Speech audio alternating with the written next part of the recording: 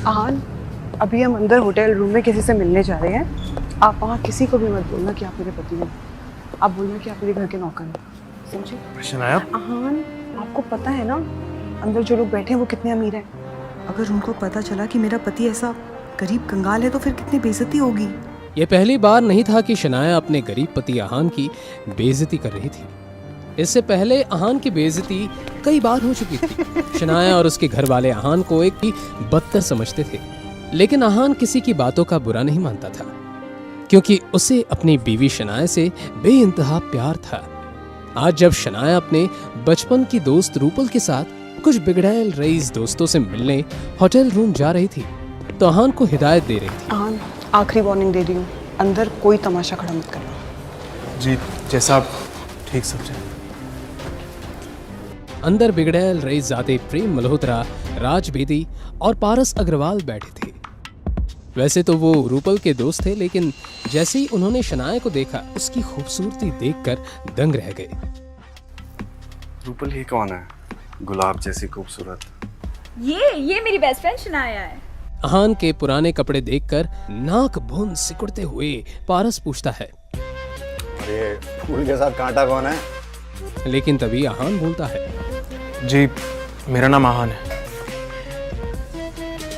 ओ हाँ, याद आया, शनाया गिल। तो इसका मतलब ये आहान है जिससे शनाया के पापा शेखर गिल ने शादी करवाई थी।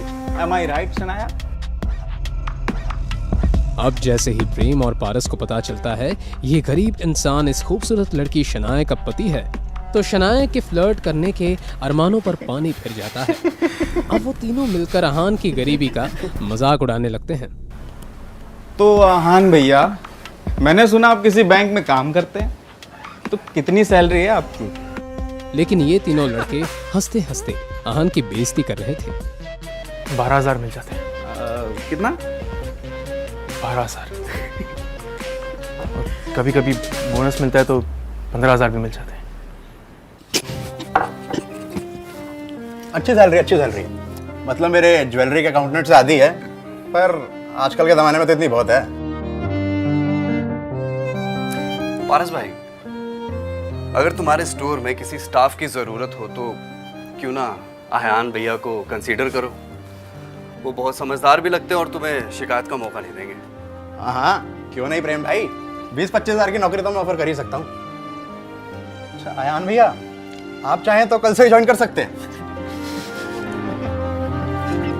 वो किसे जॉब ऑफर कर रहे थे? आहान को?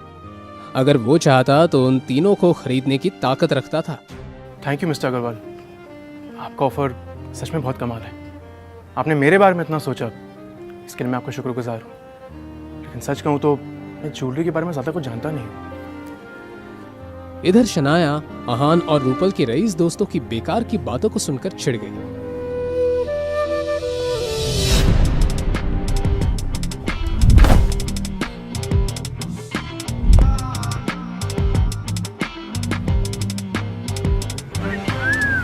उस आदमी से शराब की बहुत ज्यादा तेज बदबू आ रही थी।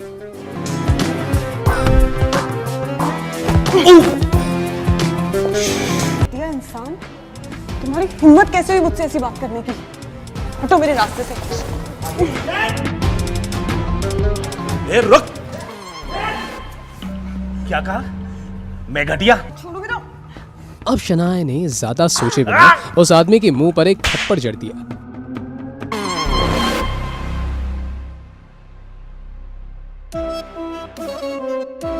थप्पड़ का बदला कैसे लेते मैं तुझे बताता हूँ। शनाया ने बिना कुछ सोचे समझे घबराहट के मारे अपनी आंखें बंद कर दी, मगर वो बोतल शनाया तक नहीं पहुंची। शनाया ने देखा कि एक हाथ ने बियर की बोतल को पकड़ लिया था।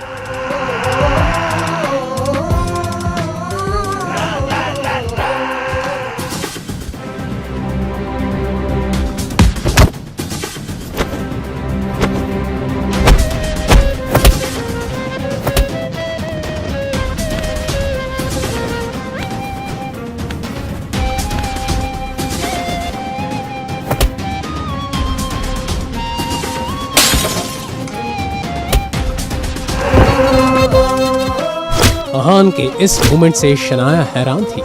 उस बेचारी को अपनी आंखों पर यकीन नहीं हो रहा था। प्रेम मल्होत्रा और राजपीति वहां पर शोर सुनकर भागते हुए आए। ये मोटा सुअर शराबी मुझे अकेला पाके मेरा फायदा उठाने की कोशिश कर रहा था। अब प्रेम मल्होत्रा की आंखों में नाराजगी दिखने लगी। आज उसने शनाया पर अपना इंप्रेशन भी तो जमाना था। भाई अब इन ठल्ले गुंडों का क्या करना है? किसी को बुलाऊं क्या ना दफनाने के लिए? अरे नहीं यार, मेरा स्टाफ देख लेगा। आइए आप बाहर आइए। पारस बस अपनी बात को बड़ा चढ़ा के कह रहा था। वो सच में ऐसा कुछ करने की हिम्मत भी नहीं कर सकता था।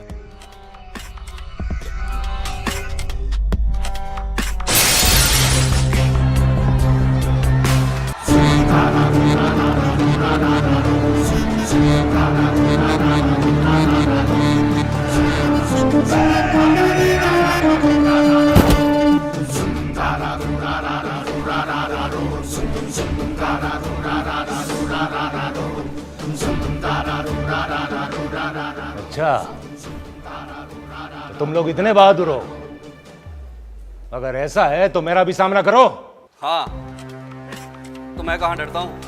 तुम सबको हराना मेरे भाई आपका खेल है। मगर जब तक प्रेम मल्होत्रा ने अपनी ये बात कही, वो आगे कुछ बोल ही नहीं पाया।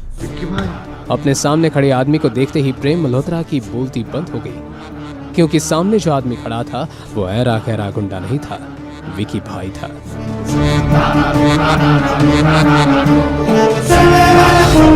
उन सभी की आंखों में एक तरह की झलक थी, जिसे देखकर ऐसा लग रहा था कि प्रेम और बाकी सब की तरफ खुद मौत चलकर आ रही है। उन तीनों की रईस बिजनेस फैमिलीज हर महीने जिस विकी भाई को डर कर प्रोटेक्शन फीस भेजते थे, आज उन्होंने उसी विकी भाई से पंगा ले लिया था। अभी अभी किसने मुझे चैलेंज किया? भाई हम मजाक कर रहे थे, हमें पता ही नहीं था कि सामने आप खड़े हैं। हमें माफ कर दीजिए। वो मजाक कर रहा था। कोई बात नहीं, मजाक तो चलता रहता है। क्यों ना एक मजाक मैं तेरे साथ करूं? क्यों ना हम इस बात को बात करके सुलझा लें।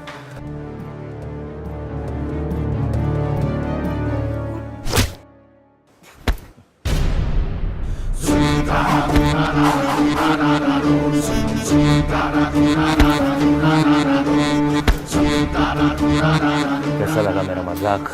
और वो कराटे का ब्लैक बेल्ट फाइटर प्रेम जमीन पर लेटा अपना सीना पकड़कर जोर जोर से चिल्लाने लगा। पारस और राज को अपनी आंखों पर यकीन नहीं हो रहा था। बस बहुत हो गया।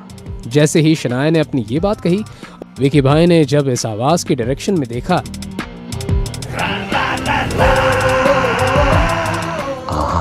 रायज़ादा, तो उसकी आंखें खुली की खुली रह गई। उसे अपनी आंखों पर यकीन नहीं हो रहा था। निकलो यहाँ से। विकी भाई के ऐसे रिएक्शन से सब हैरत में थे। क्यों अचानक आहान को देखकर विकी अपने गुंडों के साथ भागने लगा? क्या विकी और आहान का पहले भी कहीं सामना हो चुका है?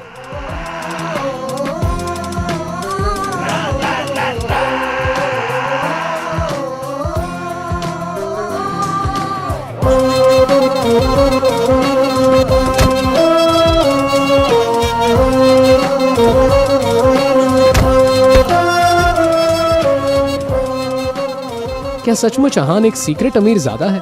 अगर है तो फिर एक गरीब घर जमाई बनकर जिल्लत भरी जिंदगी क्यों जी रहा है? क्यों शनाया के पापा ने उसकी शादी आहान जैसे गरीब से करवा दी?